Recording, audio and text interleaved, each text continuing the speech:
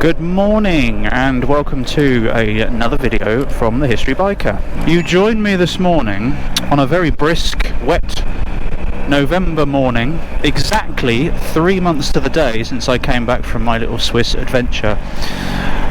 If you haven't seen my 4-part video diary of the trip to Switzerland, I will put a link up on your screen right about now. There it is. It is quite cold this morning, and because I'm a fair weather rider and a bit of a wuss, I've got, let me count, heated jacket, base layer, bike kit obviously, heated seat, heated grips, but I'm still cold. Anyway, what are we doing today? Well, I am heading to Duxford, the Imperial War Museum Airfield and Museum. Might have to make up some time on the dual carriageway because I don't want to keep my dad waiting. He's coming from Essex, I'm heading from Norfolk, so we're going to meet Duxford in a pincer movement.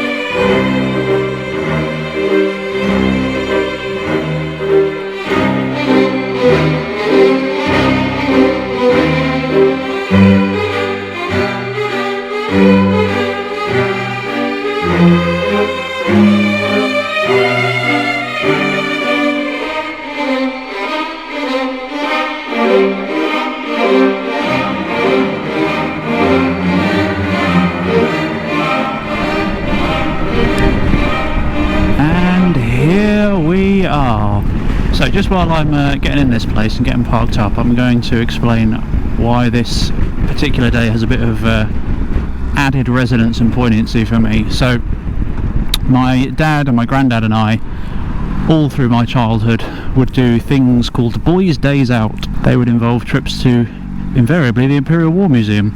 The last one we did when I was a little bit older, my granddad, who was getting on a bit at the time, did remarkably well, walked the full length of the runway, looked at all sorts of different stuff. We had an amazing day, and then sadly he died probably about a year and a half or 2 years later. I think I've sort of blocked it out, to be honest. We're going to honour him today. Yeah, I'm really looking forward to it. It's typically just started raining, so I'm going to get changed in this car park, wait for my dad to arrive, and I think what we'll do after that, I'm going to do a top 5 things to see at Duxford. So time for a coffee, a bun, let's go! Hello, give us a hug. Welcome. Nice to see you again. I guess, yes. Was it 16 hours?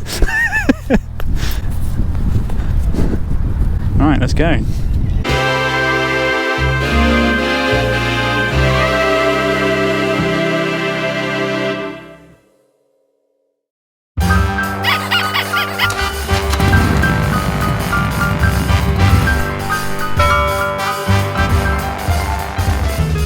So here we are in the airspace hangar at Duxford, and just behind me, hopefully you can see that, is the first of my top 5.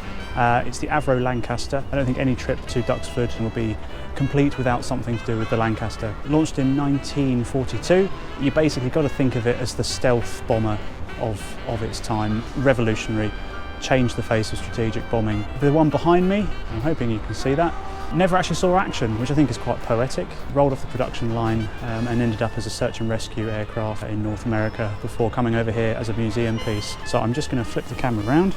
Equipped with 4 Merlin Rolls-Royce engines. Between them they had over 5,000 horsepower on tap, which is absolutely astonishing. Bristling with Browning 303 machine guns, so it could at least have a pop at the Luftwaffe planes coming after it, although the 303 caliber was not particularly effective in that role. They'd have been better off with 50 caliber Brownings. But there you go. The skin, remarkably, when you have a look at it, the skin of the aircraft is less than 1 millimetre thick. So, I mean, really, you've got absolutely no chance if you do get shot up in one of those. But it's an icon and it's fantastic to see it. It's stunning even today, quite a thing to look at. And conveniently, it's right in the same corner as another one of my favourites, the de Havilland Mosquito, arguably one of the best aircraft of the war, and made of wood, which is quite interesting. Next up in my top 5 is the A10 Thunderbolt, which you can see strung up in the American Air Museum behind me, nicknamed the Warthog, basically because when it fires its main gun it goes first operational in the mid-70s, basically a very, very large gun with a plane built around it. The design brief was to build an aeroplane around this gun that can cut a hole in a Soviet tank. So that's what you've got. An incredible aircraft. It can take a huge amount of punishment. The pilot sits in basically a big titanium bucket which protects him from ground fire. The engines are designed to give off minimal heat, so surface-to-air missiles struggle to find it. The clipped wings, very short and stubby, give it amazing manoeuvrability at low levels. And the gun at the front, the pièce de résistance, is a 30mm rotary gun that fires incredibly quickly. One of the little shells that it fires, well, they're not that little. Each one can punch a hole in all but the most sophisticated of, let's be honest, Russian armoured vehicles. So this thing could just cut through a column of tanks like a knife through butter.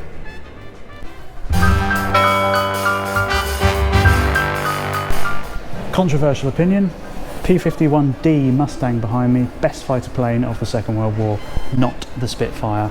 Incredible aircraft, fast, manoeuvrable, could take a lot of damage, and that was even before they put the Rolls-Royce engine in it, which made it even better. As if it wasn't good enough, they then added 2 bloody great big drop tanks underneath the wings, which meant for the first time you had a true escort fighter that could accompany the bombers all the way to Berlin and back and do a fair amount of fighting when it got there. To do that fighting, it was armed with 50 caliber machine guns like most of the American fighters, which gave it far more punch than the piddly little 303s on the British fighters.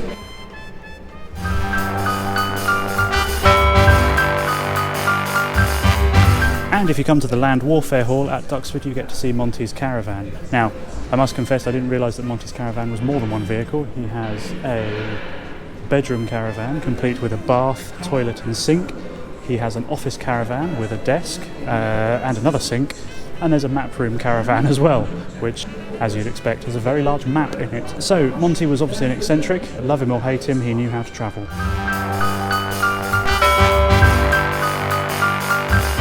Can't come to Duxford and not talk about a Spitfire really, so this one behind me is their only airworthy one. It's a Mark I. Believe it or not, this one was lost over the evacuation beaches of Dunkirk, sunk into the sand, and something like 40 years later, Shifting Sands unveiled it in all of its ruined glory, and they've restored it from that to airworthy, and I think you can even have a sit in that one on special occasions. But yeah, amazing. It's the only airworthy one here and one of few left in the world.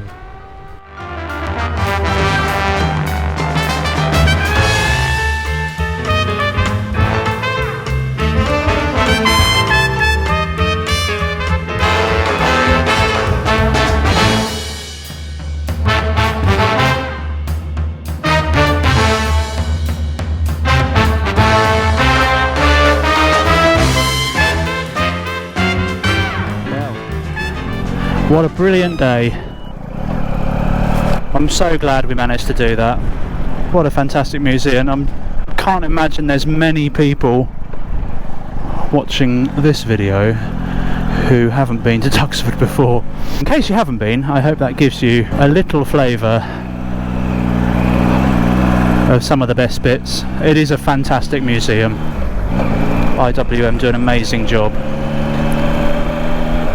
If that video has sparked your interest, do give the channel a subscribe, give any of the videos you like a like. I'm going to battle my way through rush hour traffic. Thank you ever so much for watching. Tally ho, I'll see you next time.